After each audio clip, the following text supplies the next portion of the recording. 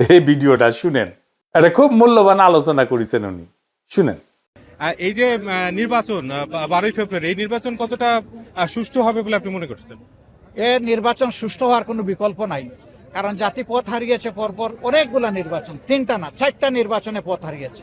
এখন জাতিকে পথে উঠতে হবে, এটাই হচ্ছে গণতন্ত্রের রোডম্যাপ।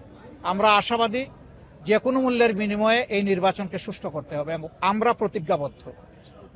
নির্বাচন কমিশনকে বলবো তারা যেন নিরপেক্ষভাবে শুধু তাদের দায়িত্বটা পালন করে, সময় মতো যেন তারা সাড়া দেয়, যেখানেই অনিয়ম সেখানে যেন ব্যবস্থা নেয়, তাহলে ইনশাল্লাহ নির্বাচন নিরপেক্ষ হবে, আমরা আশাবাদী। আর নির্বাচনের পর জাতীয় সরকার করার একটি প্রস্তাব জামায়াতে ছিল, সেটা বিএনপি চেয়ারপারসন তারেক রহমান বলেছেন যে এ ধরনের কোনো সরকার তিনি গঠন করবেন না। এই বিষয়ে আপনার কি প্রতিক্রিয়া? আমরা আমাদের অবস্থানেই আছি, আমরা বলতেই থাকবো জাতির সাথে স্বার্থে যেটা আমরা সঠিক মনে করি। আমরা বিজয়ী হলে আমরা সবাইকে ইনক্লুড করে ইনক্লুসিভ একটা গভর্নমেন্ট চাই। যদি কেউ না আসে, কারণ তো জোর করে আনা যাবে না। সেক্ষেত্রে কি কোনো বিরোধী দল থাকবে না? সংসদে তো বিরোধী দল থাকবে, কেউ না কেউ থাকবে। আচ্ছা, আরেকটি প্রশ্ন আপনার কাছে, যে মানে আজকে 11টি নারী সংগঠন তারা এসে নির্বাচন কমিশনে গিয়েছিলেন এবং নির্বাচন কমিশনে আপনার প্রার্থিতা বাতিলের জন্য একটা স্মারকলিপি দিয়েছেন। তারা মনে করছেন যে কোট আনকোট আপনার বক্তব্যের মধ্যে নারী অবমাননাকর বক্তব্য ছিল এবং এর জন্য তারা এই দাবি করেছেন। এই বিষয়ে আপনার প্রতিক্রিয়া কি? এটা তারা ভালো জানেন।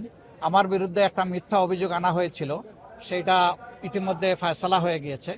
এখন তারা কি জন্য গিয়েছেন এর উত্তর তারাই ভালো দিতে পারবেন। আর আমি এটাকে কোনো সমস্যা হিসাবে দেখি না। একজন যেতেই পারে, এটা তার ফ্রিডম অফ এক্সপ্রেশন, সে চাইতে পারে। চাইলেই তো আর সব কিছু হয় না, সব কিছুর বাস্তবতার নিরিখে নিতে হবে। আর আমি নারী বিদ্বেষী, তাদের অভিযোগ। আমি নারীদের জন্য লড়াই করে যাচ্ছি। এই সমাজে নারীদের জন্য কিভাবে সম্মান এবং নিরাপত্তার জায়গাটা তৈরি করা যায়।